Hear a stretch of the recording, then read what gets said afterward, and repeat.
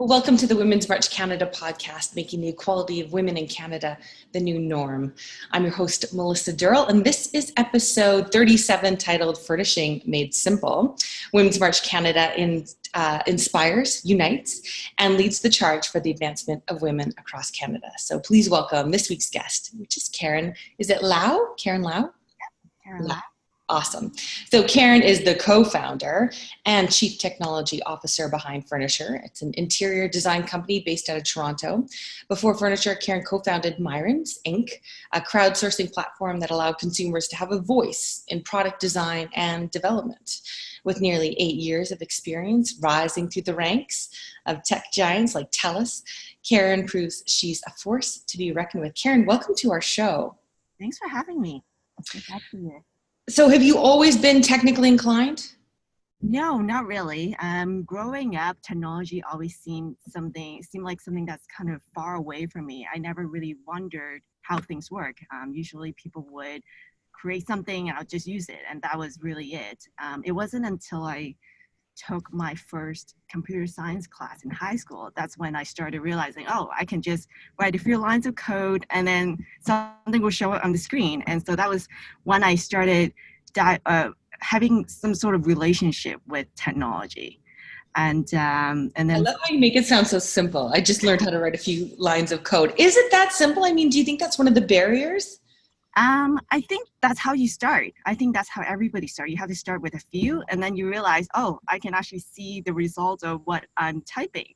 And it's really just a few lines. And I think that's really how I got interested in it, because I was successful with just a few lines of code. I saw something simple, and then you just kind of build on top of it. Have you always been a Toronto girl? I was born in Hong Kong. And my family moved to Toronto when I was 12. Okay. So where did you go to university then? I went to University of Toronto. Okay. And did you take computer engineering there, or what was your... Yeah, I took computer science, and that was my major. And in U of T, you have to take 2 majors or 1 specialization. So I took computer science, and I specialized in artificial intelligence. Very cool. So did you love it? Like, were you in it as soon as you got into university and was like, this is where I want to spend the rest of my life? Well, there were good days and bad days. I got in because I really enjoyed it when I was in high school. So I thought, I think I can do this in university. And then when I got to university, things just got so much harder. And so there were days where I felt like, I can't do this anymore. All these other guys are so much quicker in programming. But there's still something in me where I felt like, okay, there's something I can do. I might not be the best at it, but there are certain skills that I have that others don't. And so, and I thought technology to me was always about practicality. Like if I were to build something, it has to be built for people like me. And I never really understood how other, the really techie guys who want to build those deep tech, the SaaS and tools for programmers to use. And I was never like that. For me, it was always about consumers, about people like you and me and my parents and my friends who would use something that I would build. So you said some of the guys were so much faster than me, and that makes me curious. Were you one of the few women in your course then? How many, this would have been about 10, 12 years ago? Yeah, so that was, so I graduated 10 years ago. So when we first started, there were maybe 10%, maybe 15% of women in the first year, and then the number kept decreasing. So by the time I graduated, I think there were only maybe 5% of women. And your Slack channel's going there? Is that Sorry, I had to turn it off. It's okay. This happens. Sometimes we have children walking through, so we're good. Okay, so how did you get along well with your male counterparts, or did you find, like, what was it like going to university when there's 1 in 10 was a female? I guess I got used to it.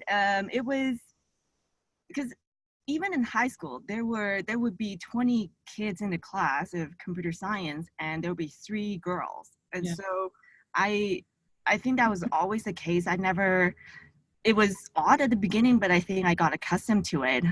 But because I was one of the few women in the class in university, I got very close to all my girlfriends. There aren't that many of us, but because there's so few of us, we got so much closer. And even with the guys, it's not so much about gender when you're so used to, trying to do the same course, trying to help each other get the assignments done. So there wasn't so much of a gender talk at that time. Interesting, because things have really changed now. I mean, as you hear about, the big push to get more women into STEM and STEAM, mostly STEM for you around computer science and engineering. Do you wish that some of that was around when you were there, or do you think this is just, these are the conversations we need to be having? Yeah, I definitely would. I think the whole culture would have been different if there was a bigger push at that time.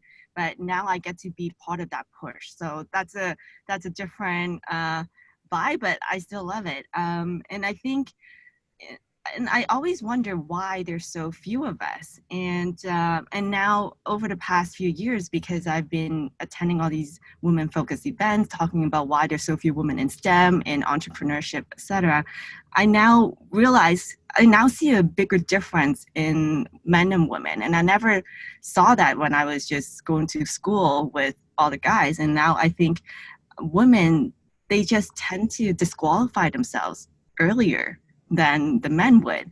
There are a lot of studies that talk about women looking through job descriptions. If they see that they're not qualified for 100% of it, they're like, oh, I can't do this job. They're just going to pass. I'm not even going to apply. But guys, if they see that they can do 60% of the job, I'm like, oh, I'm overqualified. I'm just going to go ahead. So that's a main difference that I see. Interesting. So what kind of advice are you giving to young women who are interested in getting into technology? I think just don't get discouraged. And I think in terms of abilities, we're all the same. If guys can do it, girls can do it. But I think the girls just have to keep pushing and keep trying one step at a time and just keep moving and don't give up. Because I think some early failures are what discouraged the girls to stop. Like, I'm not made for this. I'm just going to do something else, something more creative, or they just get turned away from math and science. And I think parents and teachers, everybody has to just keep the kids moving forward and don't discourage them from little failures. That's really good advice. And I think that now that we're having this conversation, we're being really open and transparent about, it doesn't just come naturally to everyone. You have to work, math's not easy. And one of the things someone said to me once is coding is a language. So if you can learn French, you can learn how to code. And when you put it into terms like that, rather than, it's around computers, I'm hoping that we're starting to see it. Yeah? Yeah, absolutely. I agree with that. And that's why I think a lot of people put tech and programming on a pedestal, but it is just another language. A lot of programmers can't learn a speaking language either. So we're all the same. It's just another area that you can learn. So you started a company. Did you want to be an entrepreneur, or was it something that, because you've sort of combined your two favorite things, right? Yes, I did. I didn't know I wanted to start a company until a few years into my career. I had a 9-to-5 jobs for 8 years before I jumped out and became a full-time entrepreneur. Mm-hmm. And that was because I was so bored of my job. I thought I had to feel more fulfilled. And that's why I started. And I thought, people did tell me that it was going to be hard, but I didn't know how hard it really was until I was in it. And so I love how you prefaced it with, I had a 9-to-5 job and then I became an entrepreneur, because 8 hours actually doesn't exist, does it? I know, exactly. And that whole sense of ownership, of course, it does make me feel more fulfilled. I feel that there's a purpose. I'm constantly thinking about my business, but at the same time, the pressure, it comes with the pressure and all the stress of having to worry about everything about the business. It's no longer just 9 to 5. It's I think I took it for granted when I had the 9 to 5 job where I could just turn off my brain after 5 o'clock, but now I can't. At the same time, I don't regret it. It's been difficult. There are some really dark and lonely days, but but I don't regret it. I still think it's the best thing, the best decision that I've ever made. So Karen, one of my favorite programs that we have in Canada is Fierce Founders. And the idea behind it is to help and enable female founders to take their company to that next level. And you went through that program. How did you hear about Fierce Founders? Because you're in Toronto, I think Fierce Founders is only running in Kitchener-Waterloo through Communitech. That's right. I think I heard about it through my startup network. People were talking about it because it was really booming. It was the only program that focused on female entrepreneurs. And it was, so I went through the boot camp, that's where I met you. And it was just, I just heard great things about it, mainly because there's so few women out there. And the fact that you get to be in the same room, go through the same program with just women, it's kind of unheard of at that time. Truly. So you already had your idea though when you came to Fierce Founders. How did you come up with this idea? I guess let's start with what is Furnishr and what's the problem you're trying to solve? Sure. So Furnishr, we are the most turnkey solution to furnish a space from scratch. So if you're moving, we're the ones that will give you pre-curated furniture packages that you can just purchase. And after you buy it, we'll handle all the logistics to bring you the entire room of furniture in your home. We'll set up each piece in the right room, in the right place, and we'll take away the garbage too. So our whole goal is to simplify the whole furnishing process. Is for us, we know that our hypothesis before we started was that there are people out there who don't want to pick and choose each piece of furniture from Crate and Barrel or all these furniture stores. We think that there are people out there who just want it done for them, who want design experts who would just say, this great couch would go well with this white coffee table and the whole room is going to look great no matter what space you have. I'm one of those people. I don't read design magazines at all. And when I heard about your company, I was like, that's kind of for me. So anyways, keep going.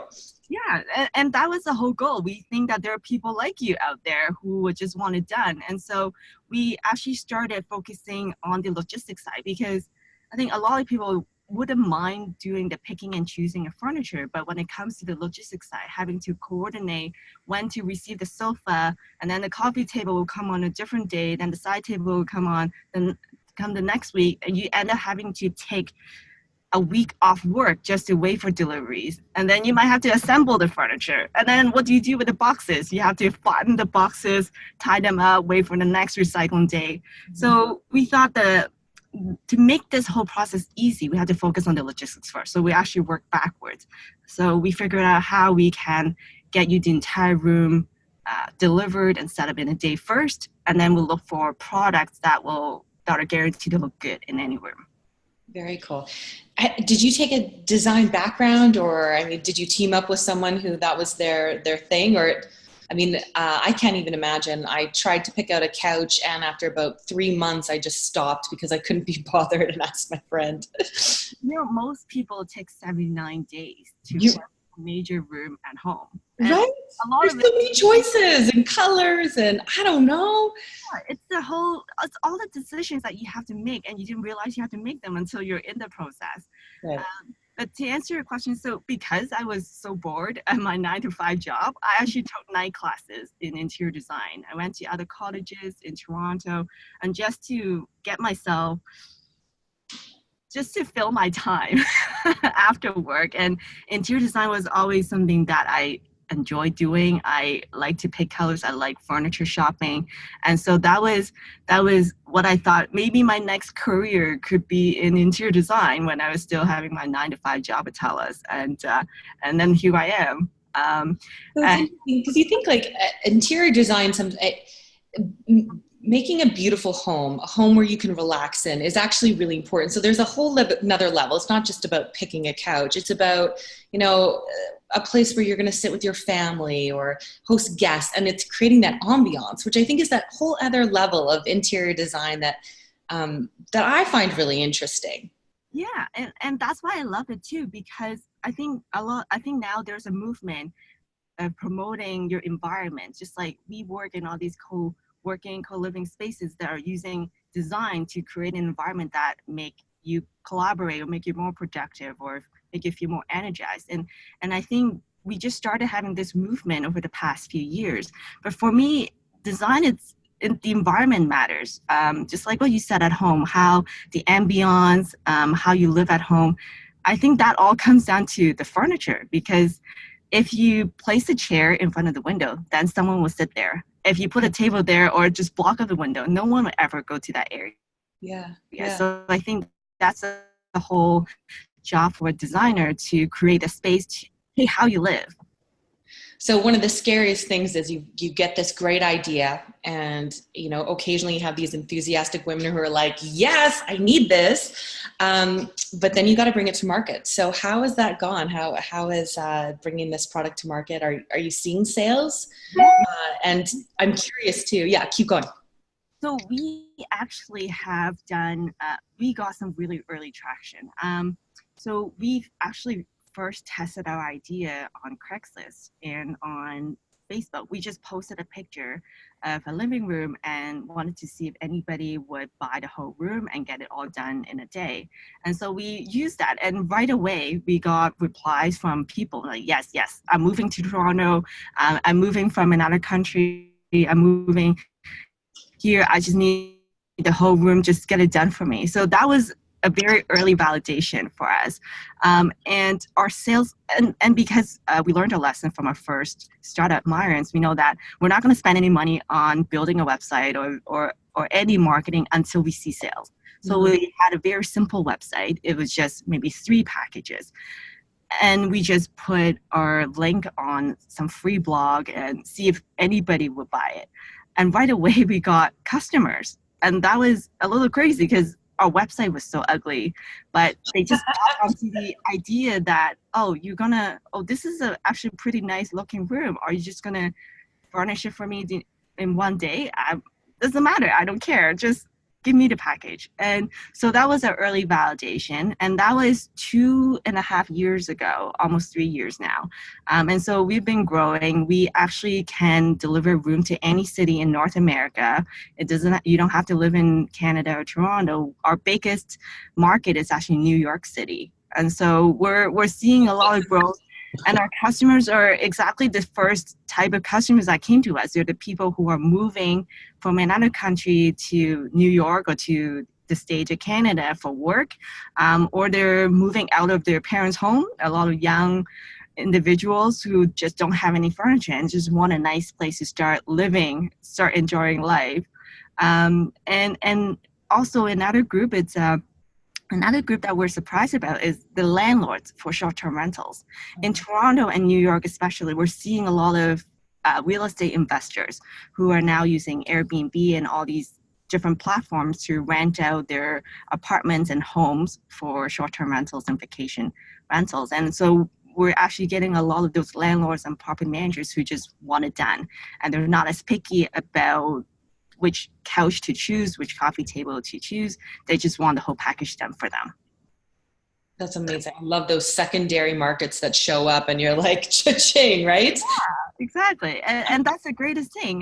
The greatest thing about technology is you just put yourself out there and people will find you. Talk to me about male-female ratio. Have you been checking your statistics? What is it, more men, more women, or what are you seeing? So we actually see slightly more men. And I think you can probably imagine the 20-something-year-old guy, single, who just want to live life and don't have any sense of design. They just want help with the design. They just need to know what couch works, how to put a living room together, have a nice room so they can start entertaining, bring a date home. So we're seeing a lot of that. Now, on the women's side, we also actually get more women, even though they're more design savvy. They're more, they are more knowledgeable about design and want to pick, but they're the ones who don't want to do the delivery and the assembling. Right. So we're seeing almost half and half, but slightly more to the male side. What were some of the problems that you incurred after? I mean, I can't imagine delivering all over North America. New York's a tough city. So did you have to meet really great people in each of those cities so that you could work with them? How did that happen? Yeah, so we focus on building relationships with third-party movers who can do the whole moving and assembling in every city. So we started building our Rolodex very early on. So in every state and every province, we have at least 2 partners who can do the last mile delivery of the whole house for us. So we don't need to be there physically. We just basically coordinate. After you place the order, we coordinate with the agents that's local to your city and have them handle the rest. What's your favorite part about being a CTO now? Actually building that roadmap and figuring out what features work.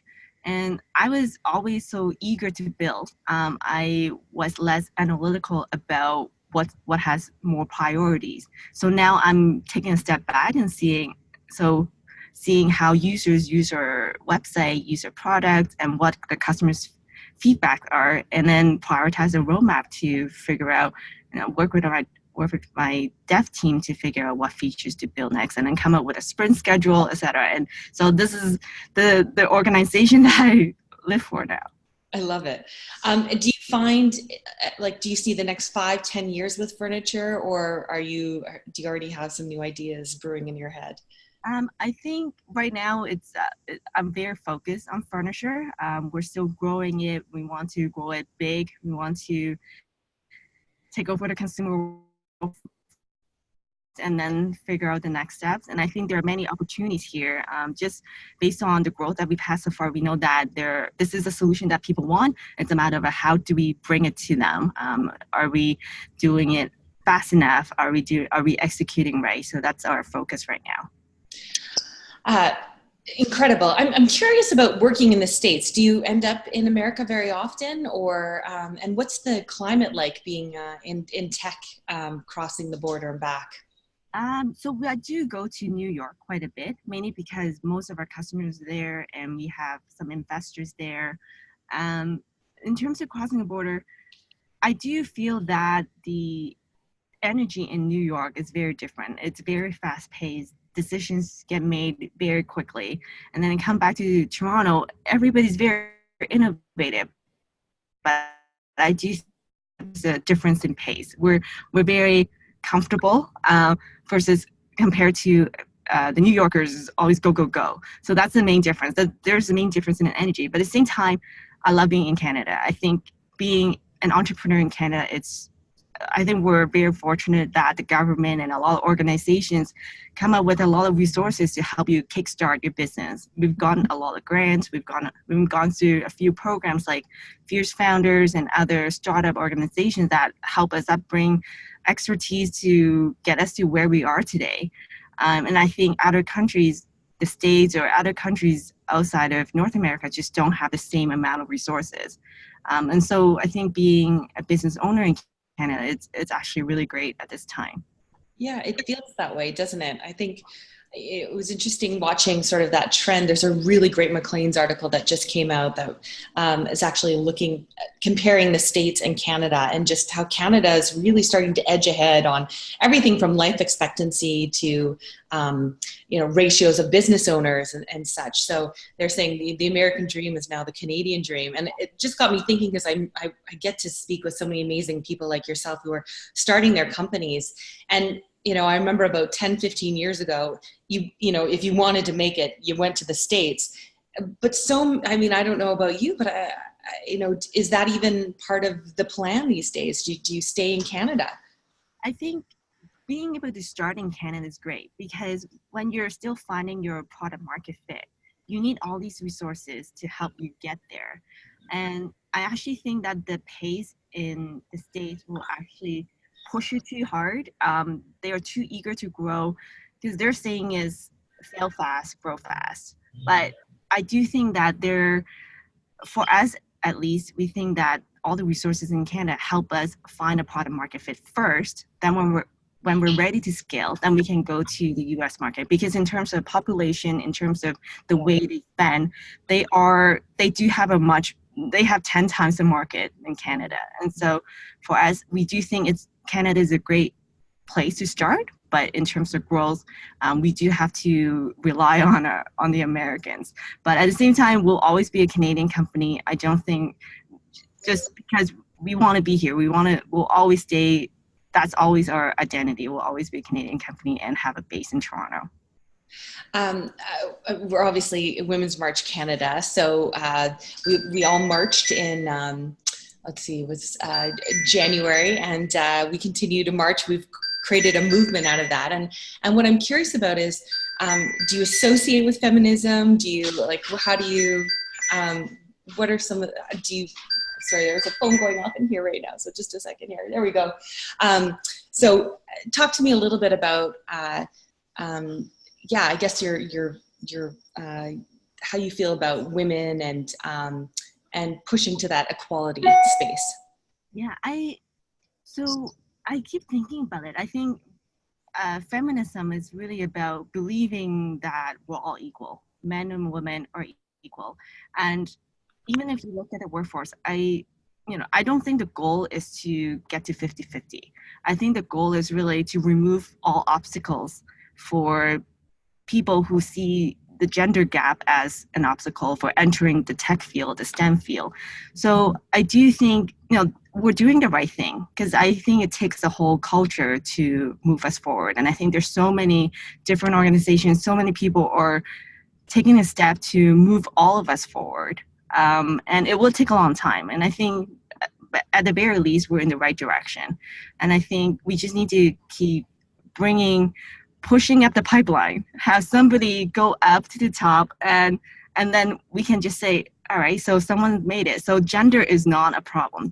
Gender is not the reason why we don't make it. So that's how I see it. It's not so much about the percentage, it's more about the perception, whether we have the equal opportunities to succeed.